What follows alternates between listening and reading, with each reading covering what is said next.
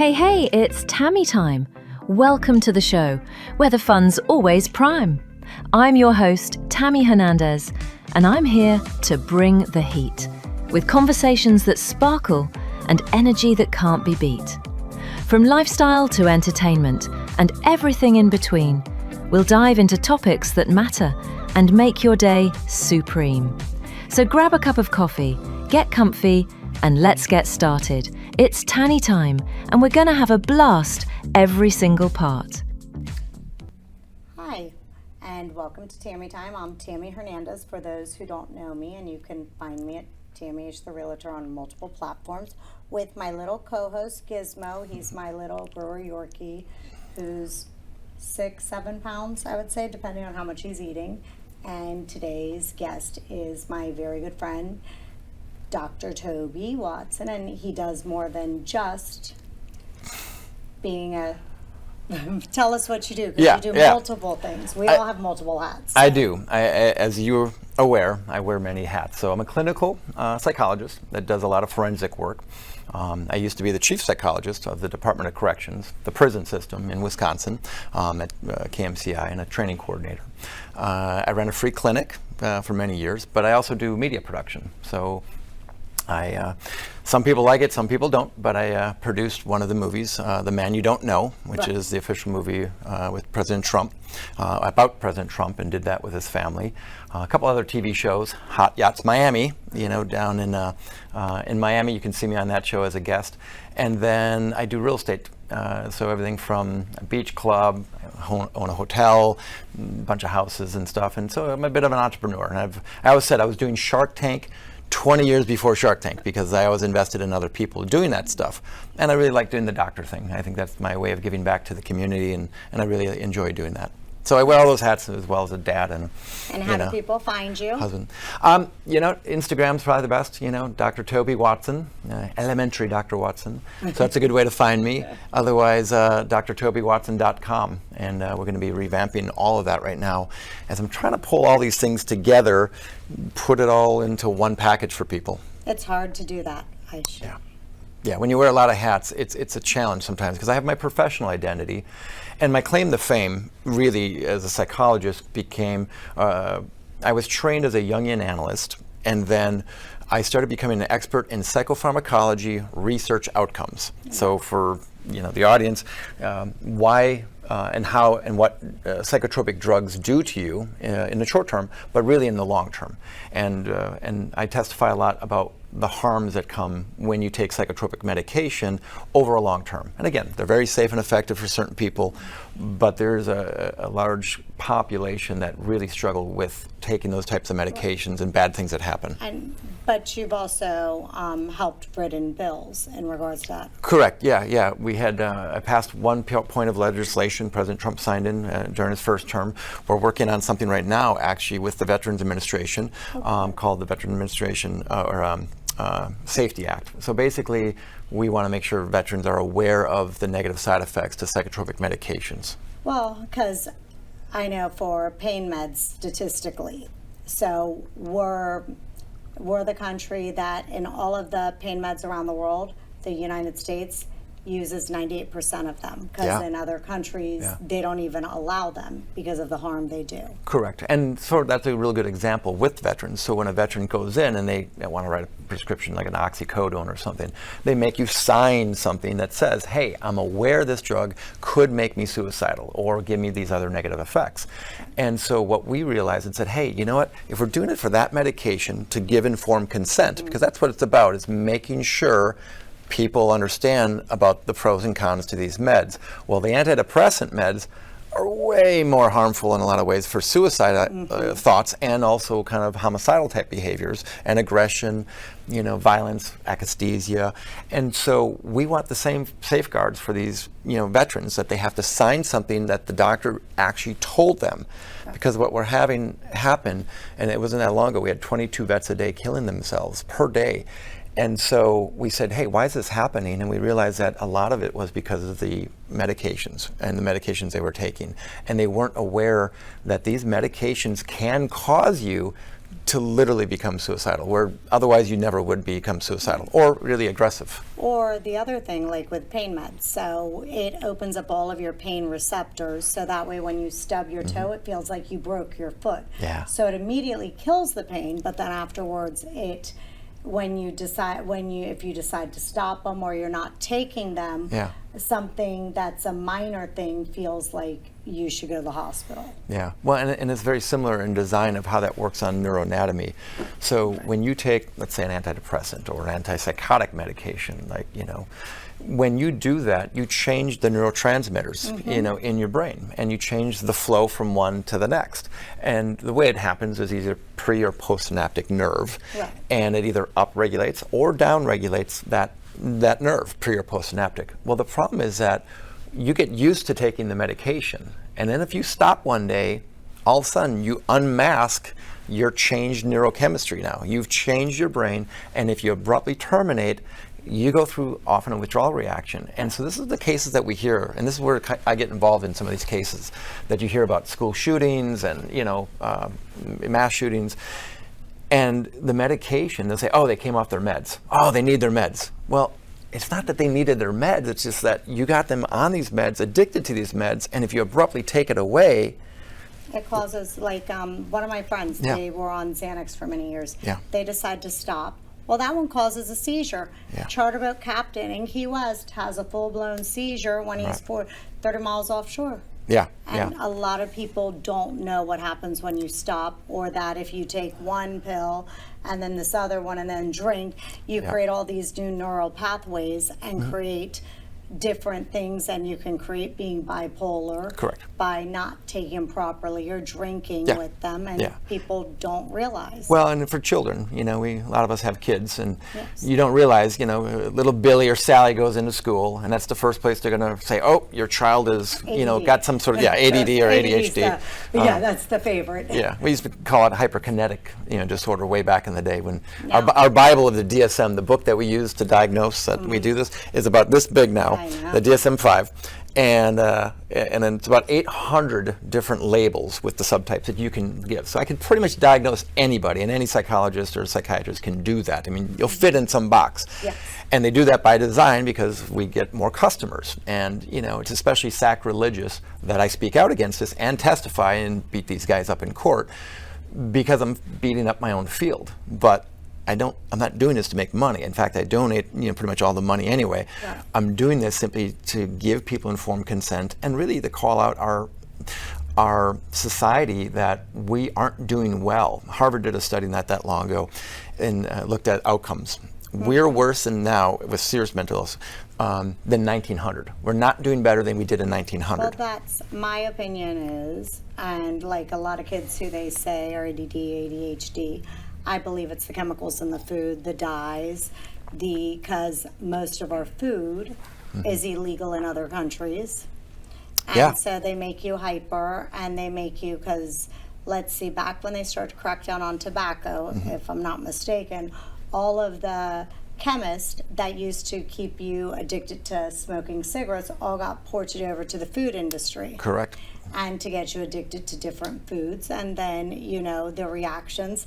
Why do they use all natural colorings in Europe? Yeah. But then here we can't have them. Yeah, there's 1,000 food ingredients for your public. 1,000 food ingredients that were allowed here in the United States that's not allowed in other countries.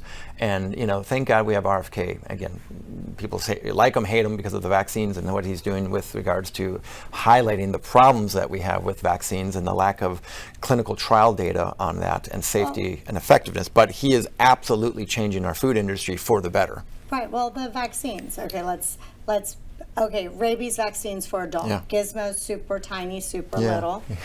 But if you get your rabies vaccine, they don't break it down by weight. For animals, I don't know.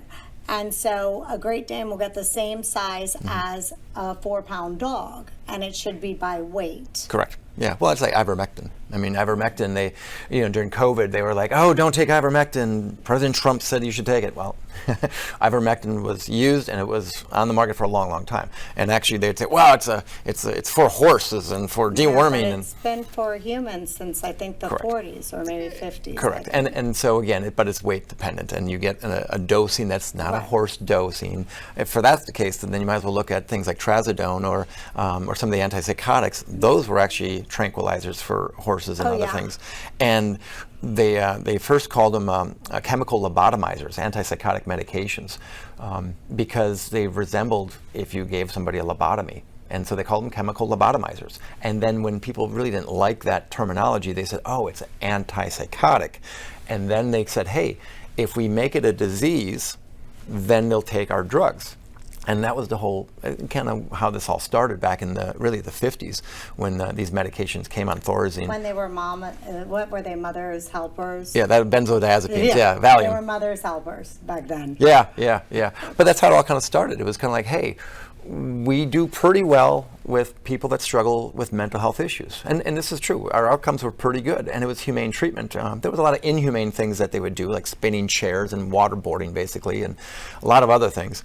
But for a while, we did have a lot of humane treatments that were very, very good. And then they said, hey, we give this person this quote-unquote antipsychotic, and they get better faster. And that was how it all started. It was That's a Band-Aid. That's not treating the underlying issue. Correct. And we went faster, and it was like, hey, this is great, wonderful. But then we started noticing something in the 60s. In 1960s, they started to realize, hey, the patients that we would have them for about 9 months, they'd go off and they wouldn't come back. We'd track them, but no, they're doing well. But now the people who are coming in, and they're out in like 6 weeks, but we're noticing they're coming back over and over again after a year. And they started the question to the 60s, 70s, and then ultimately into the 80s. They said, why is this happening? Why are our mental health patients that used to be good and then good for the rest of their life are now coming back again and again? And somebody then said, hey, maybe it's the medications we're taking. And that was Thomas Saz and then Peter Breggin and a bunch of others who then started saying, hey, these are Harvard guys, psychiatrists, who then said, hey, we should look at this. And then in the 80s, we had scans, MRI scans and different types of scans, and they proved it. And they said, yeah, we know why it's happening. It's the medications that are causing these vulnerabilities to the very problem that we're having. Short-term gain, wonderful. Long-term problem for them, great customers for us and for the drug companies. Well, and that's what happened. But out of the top 20 lobbyists for Congress, the top 6 are pharmaceuticals. Absolutely. Yeah. I mean, almost all my research that we can read as doctors, almost all of it, I mean, over 90% of it is produced by drug companies. And it's either a grant given to a college or an institution. And then that is, again, with certain strings. And I've been asked, even at my clinic, if we would do studies and then track people. Right. And they'll come to me, and if I say, hey, no, this population that didn't take the medication did better than the group that, is taking the medication, they're not going to ask me to do the study again. So they just slowly weed out the people. So you get a bias of just about, who's doing the study. You get a bias also with line with statistics. There's a great book called Line with Statistics. And then you get biases because if the results don't do what they want, they don't come out the way they want, favorable, they don't publish it. So the studies that I can review are all the ones they want me to look at. And that's what happens with the FDA. I've testified before the FDA and given research, I think, 4 different times. I helped get those black box warning labels on the antidepressants that say, if you take this, it'll cause you potentially to become suicidal in a certain group of age individuals. So, but if I'm a drug company, and I do clinical trials, I don't have to give everybody all these clinical trials. No. I can, try different things and manipulate the data as much as I can. And then I give just two trials have to look better than a sugar pill, a placebo, and compare it to some other drug maybe. And then that's what I give to the FDA. And those FDA researchers look at that after it's been already picked through and all the statistical manipulation. Mind you, that research or that evaluator can also work for the drug company as a consultant and also work for the FDA, and obviously there's a conflict, but until a while ago they said don't tell anyone. I just say, a rule of thumb, that's always went in my household. He who pays, saves. Yeah. who's the one footing the bill gets to say it. So Yeah. and they have bigger pockets than most. Yeah, well, and that's the scary part. We're talking about billions of dollars here. I remember know. just looking at. Well, Bayer owns Monsanto's. Monsanto's causes cancer. Bayer treats cancer, and that's what's sprayed on all of our grains. Or Eli Lilly. I mean, Eli Lilly, one of their top-selling medication causes, diabetes. And then they also end up ultimately, selling the diabetic drug. Yep, because I do a lot of natural stuff at my house. Like I make the natural. I do make oregano oil where I infuse it with the olive oil. Yeah. I sat there yesterday. I did the cough suppressant that you take onions and soak honey in them. Yeah. And then you strain it after. And then I do the fermented honey and garlic for if you're sick. Yeah. These are the old remedies that they've had for thousands of years that have worked, and Ayurvedic medicine, the old East Indian medicine. Well, they stopped all that when petroleum became Rockefeller. That's right. Right, and then he got rid of all of the homeopathic and took over all the medical schools and created medical schools. Tammy, you're exactly on point, 1,000%. You get Dr. Toby's, approval here for that. But no, you're absolutely right. And even Rockefeller too was involved in our school system. Wait. But guess what he used for his own personal family? Just like Gates, Bill Gates, just like the Queen of England used to. Now I guess it's her son. Yeah. They all have a homeopathic doctor because it used to be that the wives of the doctors or the pharmacists did homeopathic, so it was a combination of both. Well, I'm sorry. And because I think there's a happy medium for everything in all parts. Well, and and not to get political, but maybe we'll sprinkle a little politics in here as well. A lot of the homeopathic people, on the more Republican side, are starting to homeschool and do certain things, and they didn't want to take the vaccine, quote unquote. And I don't even like saying the word vaccine because the treatments that they really pushed upon the American public during COVID doesn't resemble a vaccine in any shape, form, or fashion. It is not a vaccine because, again, a vaccine, when you take a vaccine, is to stop you from getting it and then transmitting it. None of these drugs that they gave us were to stop the transmission, or I should say they didn't stop the transmission, and they didn't. It was a treatment. It reduced symptoms, and that's what these drugs did. So in that regard, again, other than the pharmacokinetics of it, it didn't resemble any vaccine. It didn't have any purpose like a vaccine. And they didn't call it a treatment for a reason, because if it's a treatment, then you have treatment options. And then all of a sudden, hydrochloroquine, all these other drugs then could be brought in as other treatments. But even, let's take say the vaccine for COVID out of it. Our children are more vaccinated than any other country in the world. They're the sickest. They have the most allergies. And they're given so many vaccines that have been proven that hurt different kids. Yeah, absolutely. And again, there's some great studies that came out of Israel, because they was one of the largest populations on the planet that was almost 100% quote unquote drugged or vaccinated. And not just one, but they actually did 3.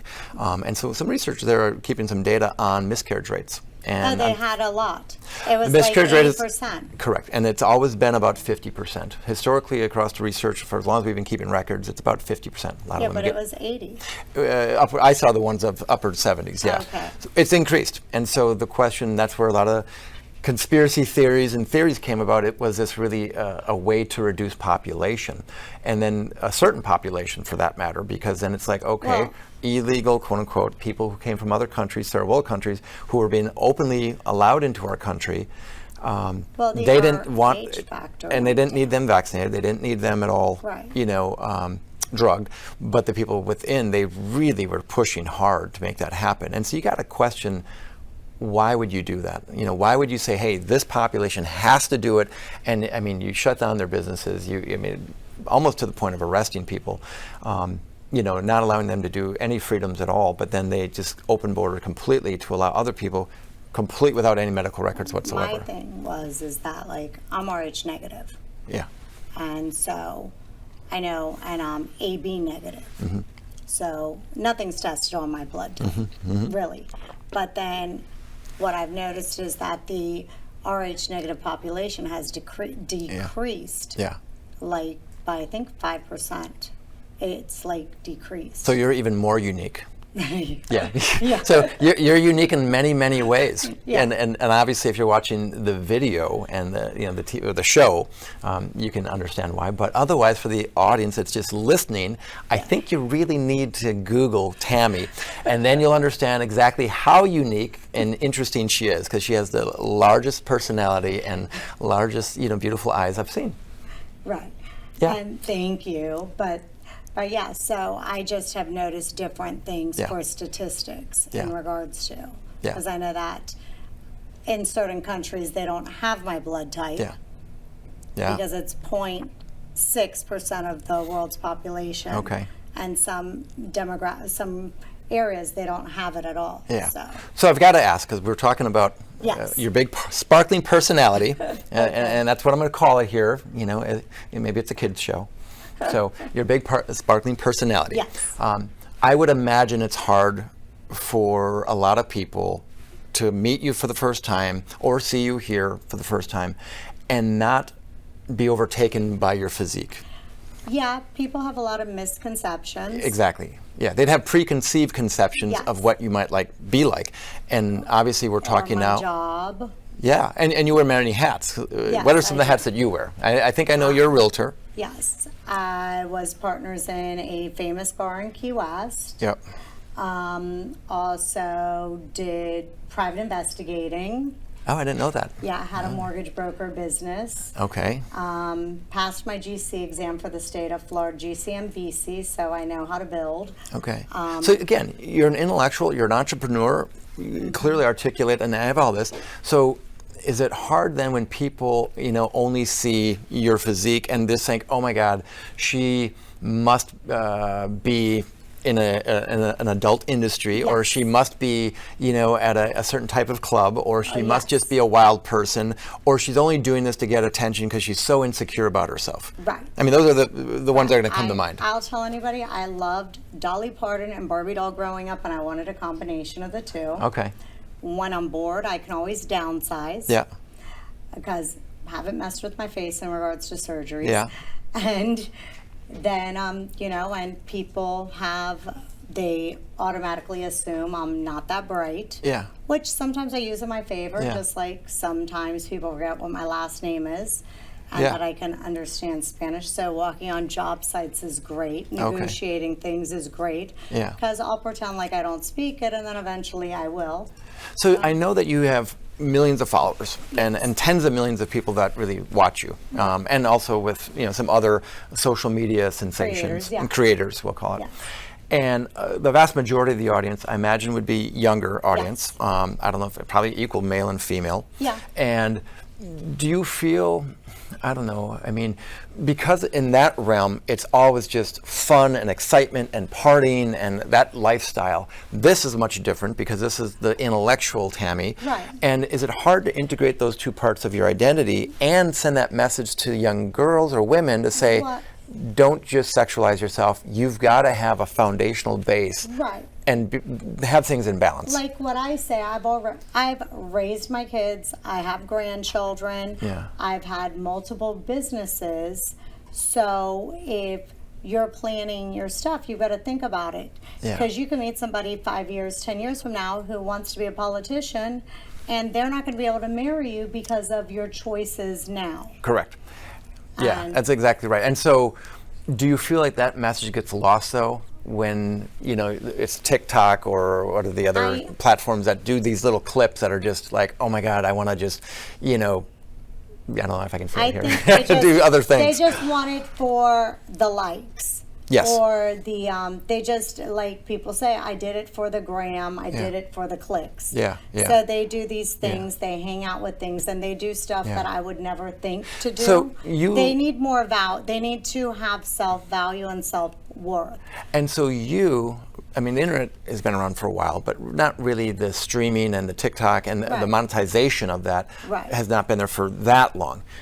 You and your physique and your identity predates all of that. Right. So you didn't do this just like, hey, I'm going to do this just to try to get a bunch of likes and make some money off of it. No, I had a following before I had any social media, and I had no clue how many people were trying to figure out who I was Yeah. until I moved to the mainland. Yeah. Because living in Key West, this was normal. Yeah. And in all other domains of your life, you're happy. You don't have any issues. You know, you have great friends, good networks. Yeah. You got good business relationships. You just happen to Have a very large personality. have a very large personality, dual personality. Dude. Dull. Very. Sorry. You never know I had which to go hat there. or what outfit I'm going to be on. Oh my God! I can't believe I just went there. We never know what I'm going to be wearing, who I'm going to be hanging out I with, know. or what I'm going to. Because I can go from, Yes. like I told somebody, I went from wearing a Trump bikini on Lake Boca to being in a pride parade in Key West, all within 3 days. Well, that's different parts of your identity. Right, but it's Yeah. still. Well, and I imagine, again, we talked just a little bit, because again, Right. we've met a few times now at a mutual friend's house. That's how we ultimately Yeah. connected. And then I said, hey, I would love to come on and share a few thoughts. Again, I just recently gave a talk with Charlie Kirk. So, Right. I mean, I've kind You of, were just- you I'm were all over the with them. spectrum a little Yes, bit on like some I of the am. things that I can talk about. Right. And obviously my Christian values and my philosophy and studying many religions is fundamental to my identity. You as well, though, Yeah. I believe, have a very strong sense of faith Yes. and spirituality. Yes, I do. Okay. And I believe you reap what you sow. Yeah. And I treat everybody how I want to be treated. Mm-hmm. And if somebody wrongs me, I don't go off and I'm not mean to them. Yeah. I just, You just crush them. I Sorry, I just, shouldn't have, but I had to. No use. I just, whatever. Yes. Wow. All right, so you got a psychologist. We have, is this the time right here? Yeah, So we have I've, just a few seconds left. Is there one quick question, boom, that you want to shoot it out? That You have to tell everybody where to find you again. Okay, all right, well, that's easy. So again, Dr. Toby, I'm the only really Dr. Toby out there, so if you look me up, it's Dr. Toby Watson, elementary Dr. Watson.